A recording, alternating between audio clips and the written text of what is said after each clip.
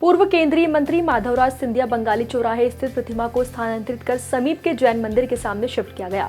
दरअसल यह प्रतिमा ओवरब्रिज निर्माण कार्य को पूरा करने के लिए दूसरी जगह स्थानांतरित की गई। राज्यसभा सांसद ज्योतिरादित्य सिंधिया की सहमति के बाद ही प्रतिमा शिफ्टिंग के काम को आगे बढ़ाया गया। प्रतिमा स्थानांतरित के समय कैबिनेट मंत्री तुलसी सिलावट, बीजेपी नगर अध्यक्ष गौरव रणदीवे और आईडीए के पूर्व अध्यक्ष मधु वर्मा मौजूद रहे। इस दौरान मंत्री तुलसी सिलावट ने फ्लाईओवर का दौरा भी किया। उसके बाद माधवराव सिंधिया की प्रतिमा स्थापित करने से पहले पूजन किया गया। स्थापना के बाद मंत्री तुलसी सिलावट ने पूर्व मंत्री स्वर्गीय माधवराव सिंधिया के जीवन के बारे में किए गए कार्यों की चर्चा की। उन्होंने कहा कि मंत्री पद पर रहते हुए माधवराव सिंधिया जी ने कई जन कल्याणकारी कार्य किए, जिसमें मुख्य तौर पर इंदौर महाराष्ट्र रेल लाइन रही।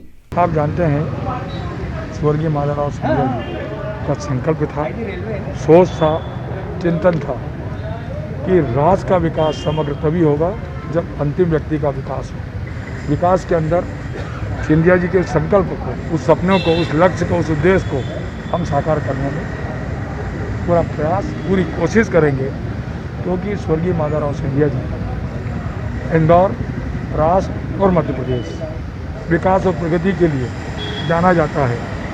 राज्य के चारों महानगरों से जब रेल मंत्री थे तो उन्होंने इंदौर से बम्बई, बम्बई से दिल्ली, दिल्ली से मद्रास और कलकत्ता, ये उनका काम था। और जो शिक्षा का सर्वश्रेष्ठ संस्थान होता है IIM, भारतीय प्रबंध संस्थान, और दूसरा कौन सा है IIT है ना, ये दोनों जब ये मानव संसाधन मंत्री थे तो आपके कर कमलों द्वारा, आपके नेतृत्व में ये बड़ी सौगात इंदौर को मिली थी। और उनका राष्ट्र का चिंतन करते थे, राष्ट्र की चिंता पालते थे, मध्य प्रदेश की पालते थे, साथ में इंदौर उनके दिल में के पटल पर हमेशा रहता था।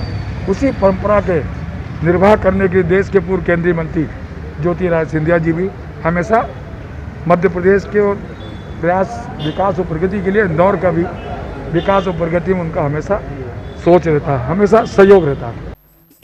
खबरों के हर पहलू पर है हमारी नजर, सलीके से दिखाते हैं हम सच्ची खबर। एक ही ऐप पर आपको मिलेगी देश दुनिया की हर खबर। हमारी सोशल वॉल के जरिए हो दुनिया से कनेक्ट। मोबाइल पर एक टैप कर फ्री में पढ़ें हमारा ई-पेपर। एक टैप पर देखें इंटरेस्टिंग शॉर्ट वीडियो। मृदुभाषी अखबार के QR कोड को स्कैन कर देखें खबरें। अभी इंस्टॉल करें मृदुभाषी ऐप।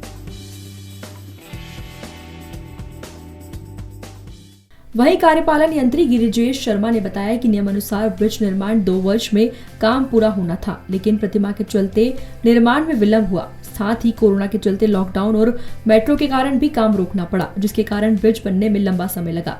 कार्यपालन यंत्री ने 6 माह में जनता को ब्रिज की सौगात मिलने की संभावना जताई है। देखिए क्या है कि ये प्रतिमा स्थल जो है, ये प्रतिमा स्थल पर हमारे 2 पियर अभी खड़े होना है। तो जैसे ही प्रतिमा हटेगी, शिफ्ट हो रही है, जैसे आज आपके सामने हो ही रही है, ये प्रतिमा हटने के बाद में हम यहाँ पर जो है 2 पियर हमारे जो है जिसका काम चालू करेंगे।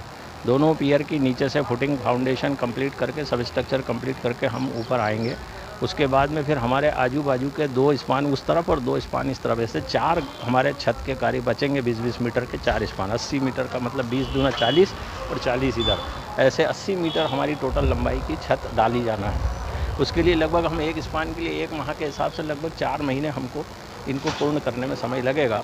और साथ में फिर इसके बाद में जो फिनिशिंग के काम होते हैं, जैसे वियरिंग कोट है, थोड़ा रेलिंग का काम है, या रंगाई पुताई फिनिशिंग के काम है, उसमें 1-1.5 माह का समय अतिरिक्त और लगने की संभावना। इस प्रकार कुल 5-5.5 माह के अंतर में हम ये पूर्ण का लक्ष्य रखा है हमने, पूर्णता का।